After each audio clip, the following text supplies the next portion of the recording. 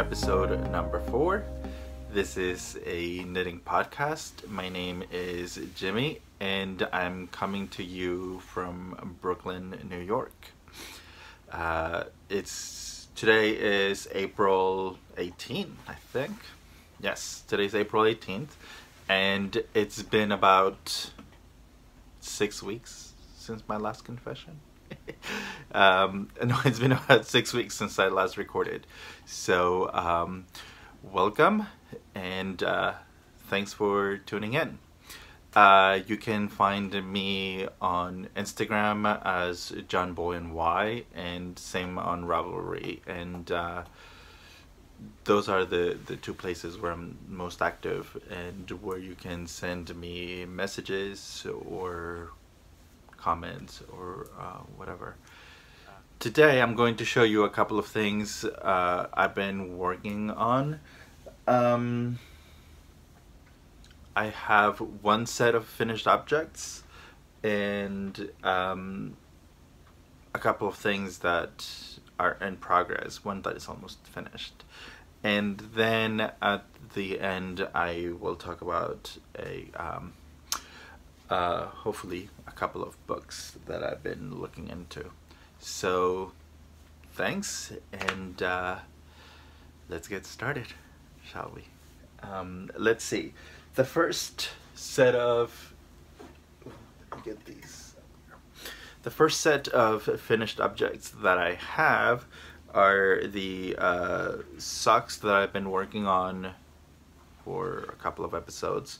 They're called a business casual. The design is by Tanis Lavallee, I believe is her name, from Tanis Fiber Arts, and it's a free pattern on Ravelry, and it's rather popular, I believe. So let me show you. Ta-da! This is one, and this is two. So they're finished and blocked and ready. I was just waiting to do the podcast before I started using them. My friends B and MJ from Spain say that they look like beer. They look like a frothy beer. So even though I don't like beer, I like that, so I might call them business casual. Oh, really trite. Let's see. I used Knitpicks Stroll for the body, and the Poppy Field colorway, I believe, and I used Lion Brand's Woolies in Marshmallow for the contrasting toe, heels, and cuffs. I cast on 80 stitches for these. I'm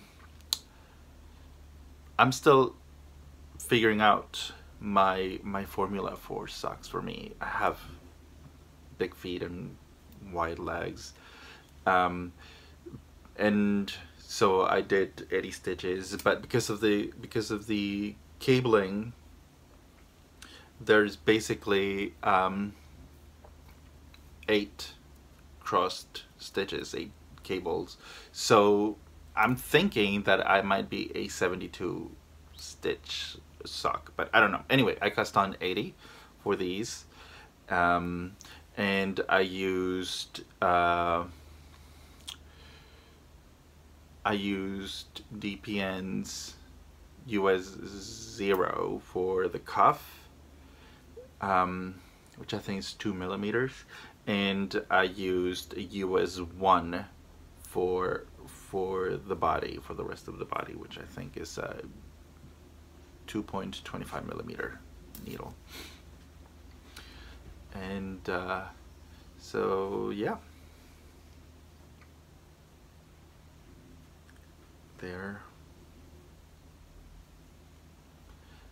they're done, and hopefully you won't have to see them again. So I think excellent. Okay, so this is my only set of finished objects for this episode. So thanks for coming. See you next time. Bye. No, kidding. Wouldn't that be sweet though? Anyway, so the next thing I'm almost finished with, but I'm still working on, is the Grettir sweater that I was working on by Jared Flood. He designed it for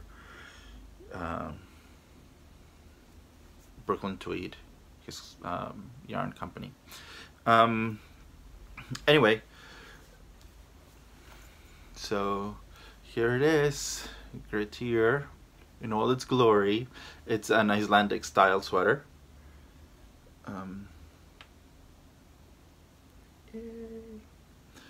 But I'm almost finished. I still need to work the underarms and weave in all the ends and block it. So the most fun part of every project, my least favorite. Yeah. So let's see. This is a bottom-up sweater. I started on the ribbing, a 1x1 ribbing with a tubular cast on. I added this little bit of contrasting color to the ribbing, which the design doesn't call for, but I thought it would look fun. And so I started with the sleeves. I knitted both sleeves, and then I did the body, and then I joined at the yoke. And yeah, this part was the most fun part. So I'm glad that that's the last bit that you do, because then I think if it was the opposite way, I would get bored. Maybe, I don't know. But this was fun. I used a US 6, which is, let me look at my notes. I think it's a 4mm, a US 6 4mm needle for the body, and then I went up one needle size for the color work up here. The pattern calls for a US 7. If you hear noises, it's Phoebe making herself known.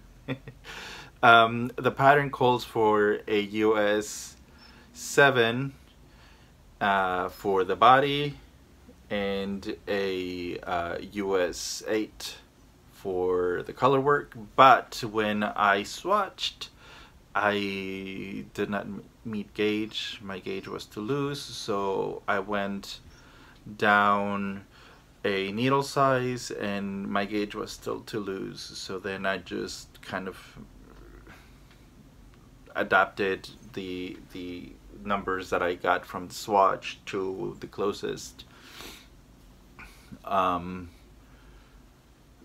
number that I needed for my chest size. So anyway, so yep, I used Icelandic yarn. I used Léttlopi, because since this is an Icelandic style sweater, I thought it would be appropriate, and it was cheaper. I thought it would be appropriate for this, and I like the result so far. The yarn is a little bit rustic, but I noticed that after I blocked the swatch, it softened up significantly. So I think I'll be fine. I tried it on a couple of times. This has not been blocked, obviously, and it didn't bother me that much. So I think it'll be fine. And the next thing, the colors, Léttlopi numbers their colors, so I'll just pop them in the notes because I don't remember the color numbers, to be honest. And so, you know, but yeah, it was fun working with this. The last thing I need to do, like I said, was weaving in ends, and I have a question. What do you guys do with all the ends in the back of the work? I have so many ends. Was I supposed to weave them in as they went, or how do you manage this at the end? Because I am so not looking forward to dealing with that. It seems like a pain in the neck.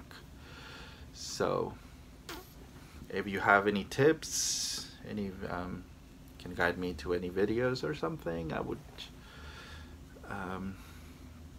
appreciate that. So yeah, that's the inside of the Léttlopi. So hopefully next time I see you, this will be finished and blocked, and all the ends will have been dealt with, and then I can just enjoy this for next winter, because the spring's here, so I'm not going to wear it until next winter. But yeah, and then that's all the finished objects, basically, even though that last one is not really finished. I'm also working on a sleeveless blouse for my sister's birthday next month. Last Christmas I decided not to knit anything for my family because I thought I thought that if I knitted something for my sisters, which I don't mind, I enjoy, if I knitted something for my sisters, then I should also knit something for my mother, who's coming for Christmas. And then I felt like if I knitted something for my mom and my sisters, then I should do something for my nieces who are in their 20s and their teens.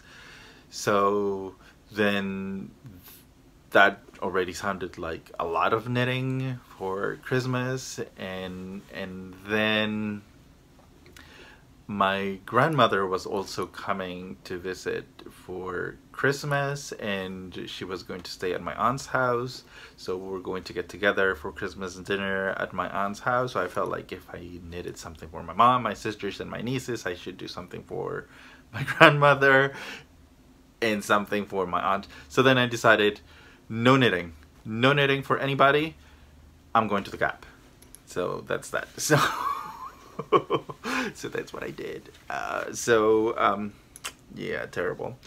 And so I thought, well, since I didn't do anything for my sisters for Christmas, I'm going to do something for their birthday, which is in May. Both of my sisters have birthdays in May.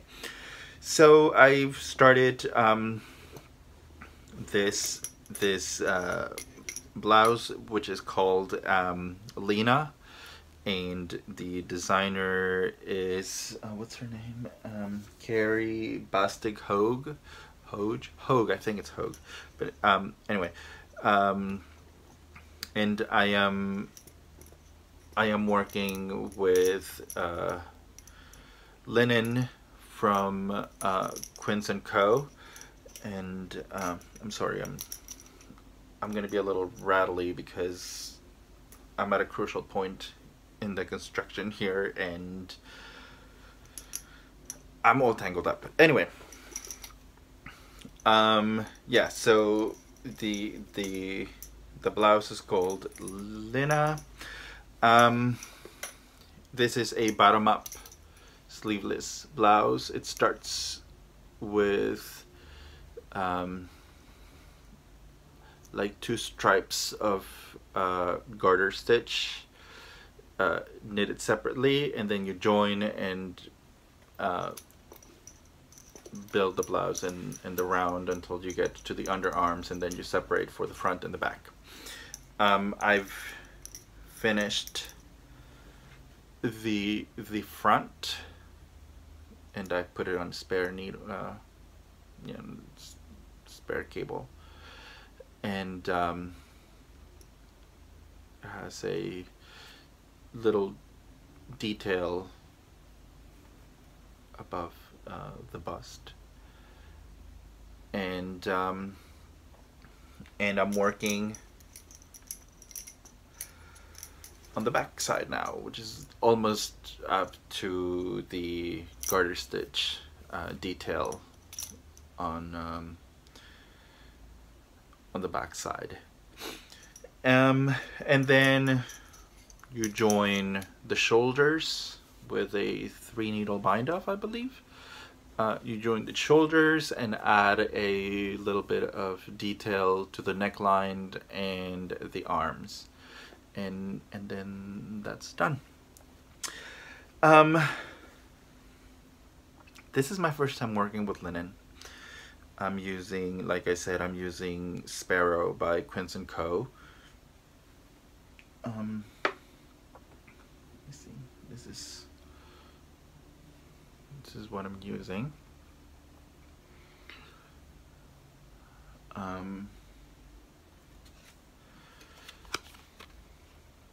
Sparrow by Quince & Co. The colorway is called Eleuthera 214, I think. Eleuthera, I don't know. It's blue, it's light blue. And it's the first time that I'm working with linen. So it's been an interesting experience. It's very sleek. So it's kind of slippery, and I only have metal needles that size. The garter stitch section is done in US 2s, which is 275 millimeters, I think, and the stockinette stitch section is done with US 3s, which I think is 325. Anyway, so that's been a challenge with the slippery yarn and slippery needles. And also the swatching was interesting. I hate swatching, like most knitters I believe do.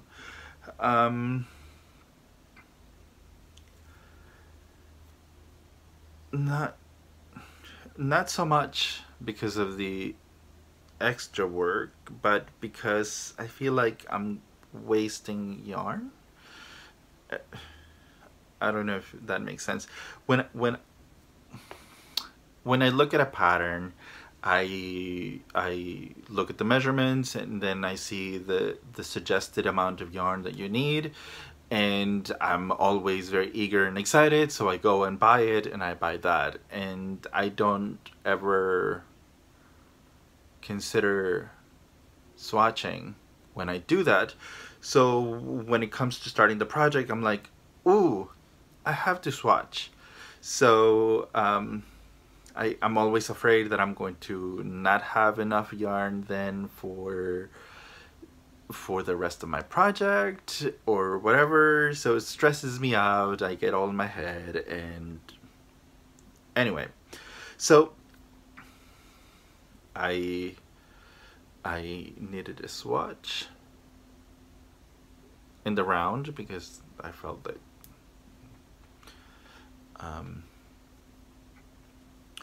this was constructed in the round, so that's what I should do.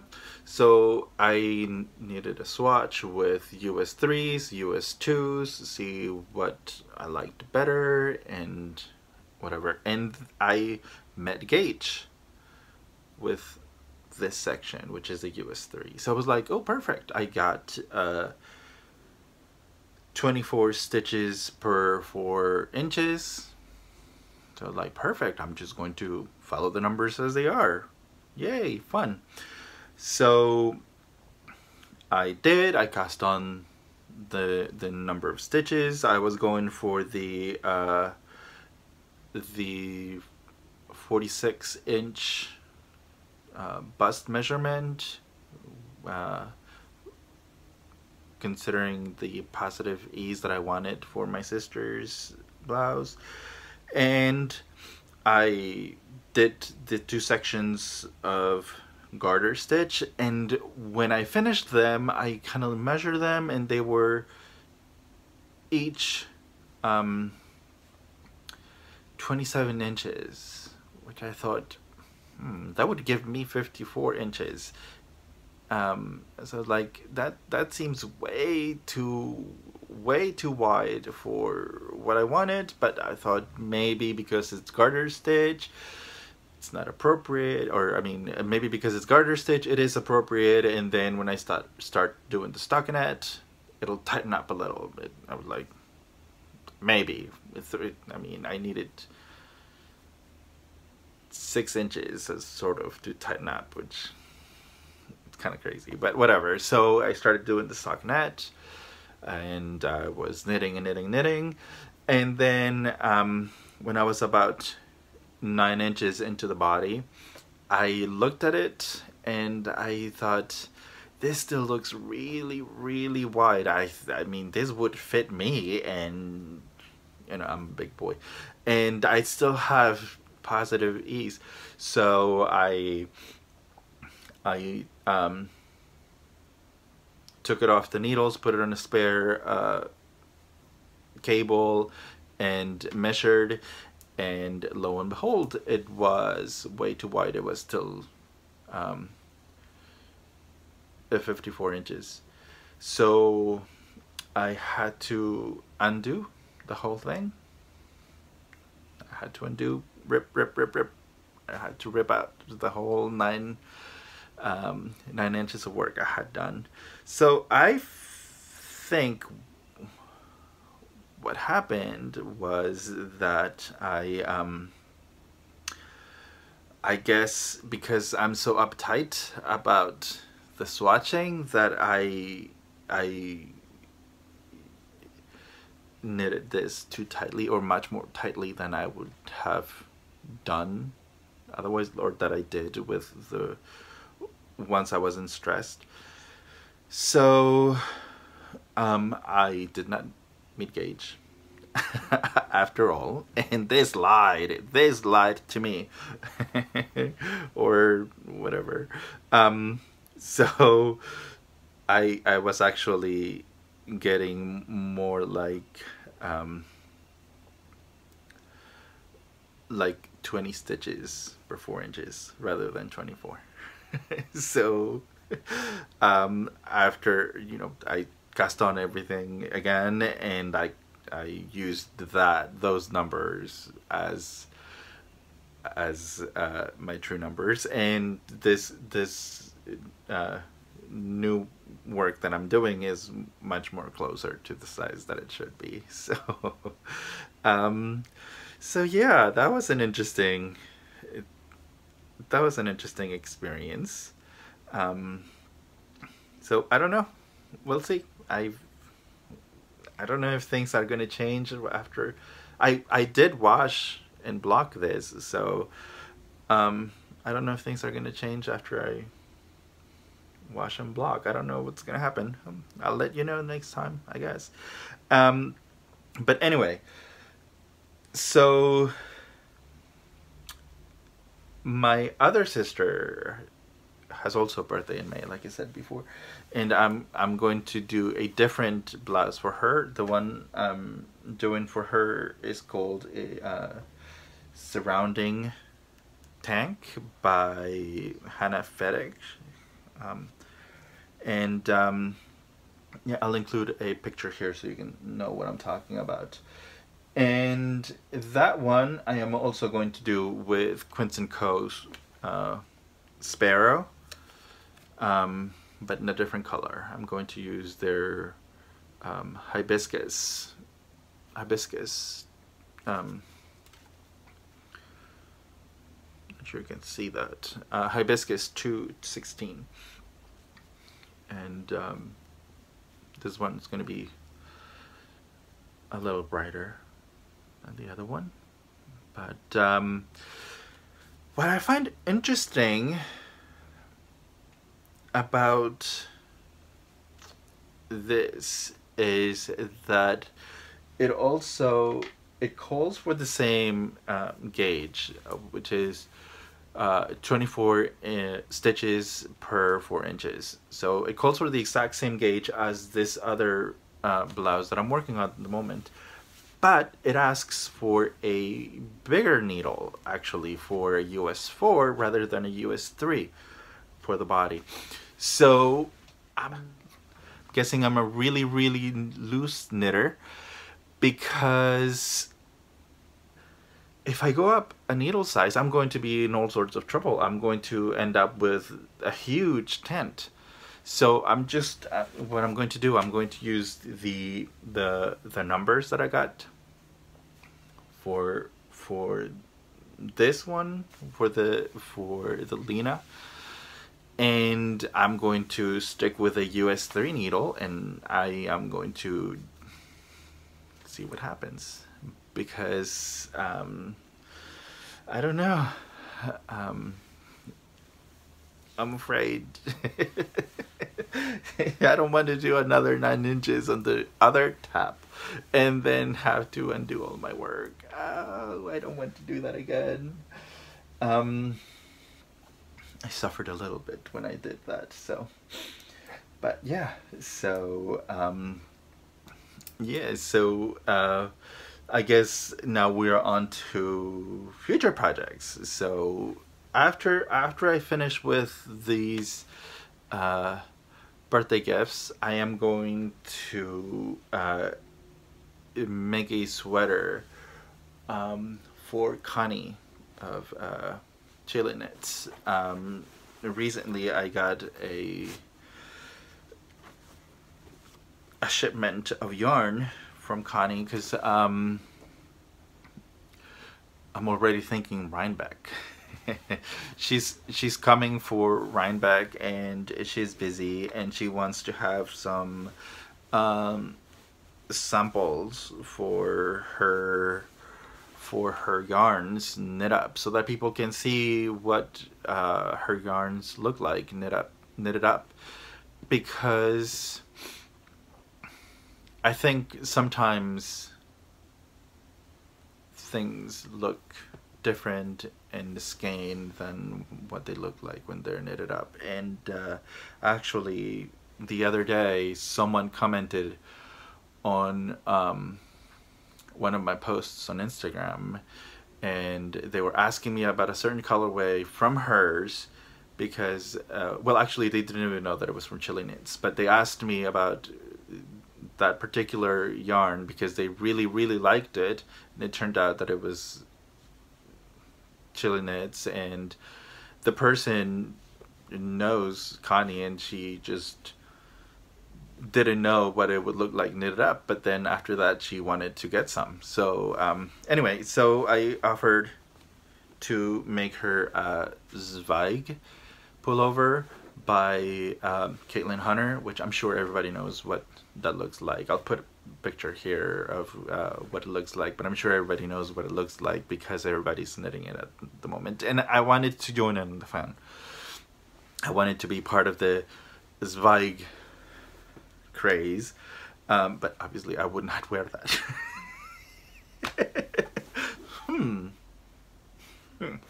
But anyway, so these are the colors that I got from Connie for her Zweig pullover.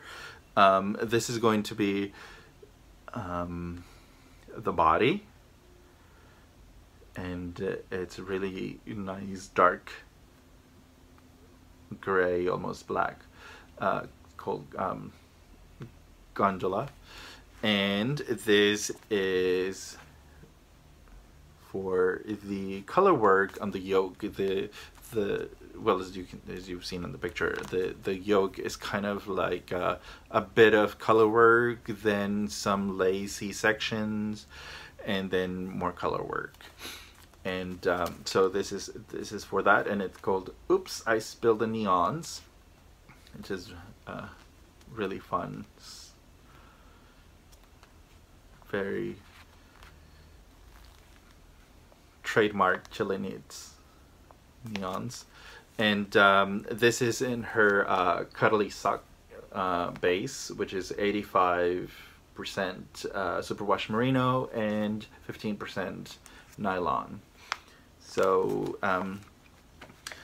that's what I'm going to be doing next. And also, she sent me some yarn because I want to do a Michelle Wang cardigan called Longfellow, which is kind of like a very like grandfatherly looking cardigan, but I love cardigans. So, and I think I love this color. This color is blue jeans, and it's also the same base, cuddly sock, which I'm going to pair with this appletini that I have left over from my exploration station, and this is going to go. The cardigan has some pockets that are lined, and you can line the pockets with the same color as the body, but I thought it'd be fun to line the pockets with a contrasting color, just for a little bit of fun interest in the pockets, right? So and that'll be my future projects. That's also for Rhinebeck, so that's a long way away. And another one that I am full of plans, and I might be setting myself up to fail, but I'm also going to try to knit a sweater for my niece whose birthday is in October. So this is planning ahead, a lot ahead. My friend Marcella Chang has released a new pattern called Summer Dreams. I'll include a picture here so you can know what I'm talking about. And I think it looks fun. I think my niece would like it. She's turning 26 this year, so I think it would be fun. I haven't really knitted a sweater for any of my nieces or anything, so I think it'd be interesting to see how that goes. But I really like that design, so I think my niece would enjoy it. So we'll see. And well, that's for future plans. Also, I wanted to share with you. Last week I went to a trunk show and presentation at the Lion Brand studio here in New York City, because Alex Reynoso, who's the guy behind Alex Creates, was having a trunk show for his yarn, and he was giving a presentation about his inspiration, how he started, his fiber journey, and when he started crocheting, when he started knitting, spinning. Actually, I took one of his classes for art yarn spinning at Woolen last fall. That's how I met him, and that class was a lot of fun, and I really enjoyed it. And so anyway, he's a great spinner as well, and how he started with his yarn dyeing business, and his inspiration for colors and techniques and stuff. It was really an amazing presentation. I really enjoyed it, and it's amazing that he's only 21 years old, and he's been doing this since he was like 12. So it's really cool, and he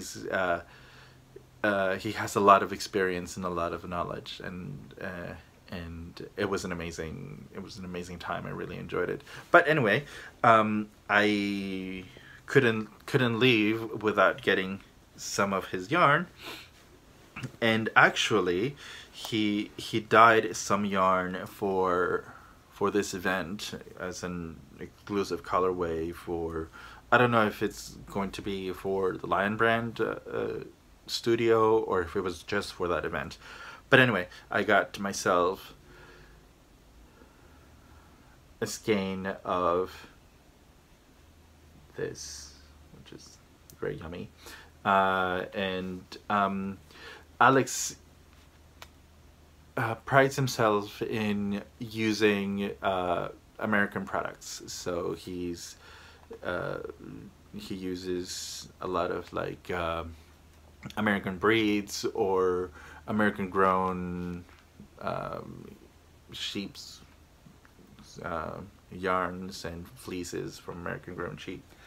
And anyway, this is called 15th Street, which is the location of the Land Brand Studios, and it is 90% superwash targi and 10% nylon. So it's a sock yarn, and it's really nice and soft and squishy, and it looks like an ice cream that I want to take a bite out of, but I'm not gonna do that. I'm not that crazy. So yeah, and then I don't know if you guys know, but Alex creates he does these kind of ombre colorways where he starts with one color and they kind of fade into another within the same cake. But he also started recently, I think recently, this thing about doing that for socks, because usually, or before, his ombre colorways were kind of like worsted or kind of chunky. But I saw this and I couldn't resist. This one is called Oops, and it's two identical skeins of ombre colors that change from one into another. But I thought, wouldn't these be perfect for Rhinebeck? These colors are so autumnal, right? So I'm thinking that I'm going to make myself a pair of socks for Rhinebeck. It's April, and I'm already thinking Rhinebeck. But anyway, so I love these. Fascinating. So anyway, we'll see. I'll show you once I start knitting on these, because I'm not very good with socks, so fingers crossed. But anyway, so and yeah, that's what I also got a pin from my friend Connie, her Chili Knits line,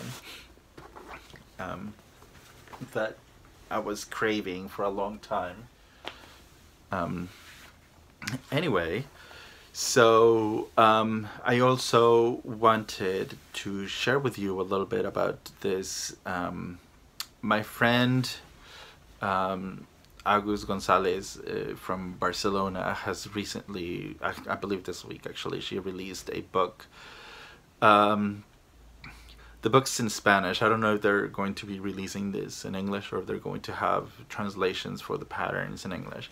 But it's a collection of patterns that were inspired by, she's originally from Argentina. So these patterns were inspired by the colors and the feel of the Argentinian plains, Las Pampas as they're called, and the gaucho culture, like the cowboys, the Argentinian cowboys. And it's really fascinating, especially it has 7 patterns, and there is one motif that kind of gets repeated throughout most of the patterns about this design that was used originally by the indigenous people of Argentina. And it's really fascinating. I don't know much about that, but she explains in the introduction to the book that it is actually the way that the indigenous people viewed the Andes, the range, and the reflection on the lakes. And so I thought it was really fascinating, and I wanted to share a little bit of the designs with you. It has hats, mittens, a really awesome cowl that I think, you know, that could be unisex, and I think I might try to make it myself. The cowl has color work, has different textures. It's really interesting. And also she has a beautiful jacket that I think also it could be unisex. I really like it. It's really pretty. The book is called Un poco folky, a little bit folky, and like I said, it's I'll put a link to her Instagram and her Ravelry, so you can see. I don't know if it's going to be released in English, but you can see the designs, and if you're interested, maybe you can send her a message and request for a translation. I'm sure it can be done. So I just wanted to share that with you a little bit. It's a beautiful book, and the photography is amazing. So really well done. Lastly, I don't usually talk about stuff that I'm reading, but today I'm going to, because from this podcast, I've met people from different parts of the world, and there was one viewer from the Spanish podcast, actually, the Spanish version, who friended me on Instagram, and she noticed that on Instagram I have that I'm a Jane Austen aficionado, and she directed me. This was at the end of last year. She directed me to this Instagram account from Montevideo in Uruguay, who are doing a year-long read-along of the works of Jane Austen, and they're doing them in chronological order. So I've been reading, the first 2 months were Sense and Sensibility, this 2 months are Pride and Prejudice. So that's what I've been reading this month, and I wanted to share that with you a little bit, because I am a huge fan of Jane Austen, and I love Pride and Prejudice, and I thought it would be interesting to share that a little bit. I studied literature in college, so I have a particular I guess I have a particular way of reading books, and my interest when I was in college was uh, the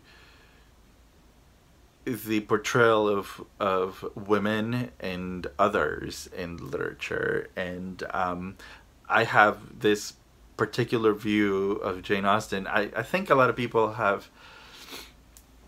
think that Jane Austen is this really kind of boring old lady that it's a book about girls just looking for husband and going to houses for tea. And I find her novels to be very witty, very funny, and very poignant in terms of the society in which Jane Austen lived. I think that she was very aware about the differences and the inequalities between men and women, and the way that women had to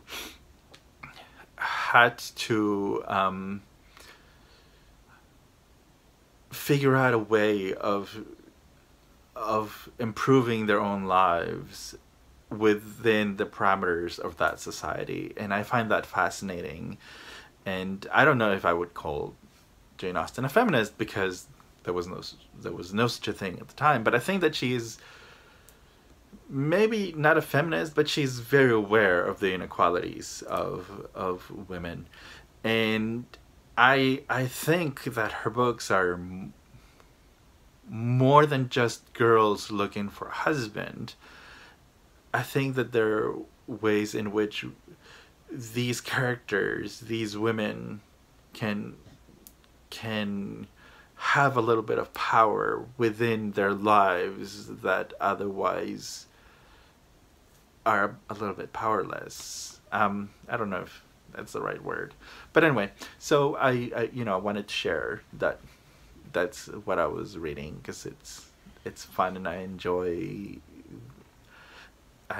that book a lot. But anyway, so if you have any comments about any of this, if you want to talk more about Jane Austen, let me know, because I love Jane Austen. So well, thanks for coming, and thanks for staying, and until next time, bye.